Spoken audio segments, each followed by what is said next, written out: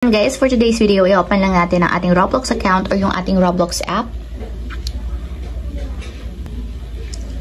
And then, pagka-open guys, mula dito sa pinakang homepage, so makikita nyo naman, pwede nating itap yung add friends dito. So, pag tinap nyo yung add friends, pwede kayong mag-search dito sa search bar ng friends na gusto nyong i-add. So, make sure guys na alam nyo yung username ng friend na gusto nyong i-add. So, pwede naman pumili kayo dito guys. Meron namang sinasuggest dito sa Roblox kung sino yung pwede nyong i-add friend.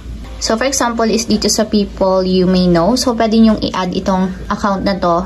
Since nga is recommended siya nung account natin. So, tap lang natin guys yung add friend button na nasa account. So, tap nyo lang.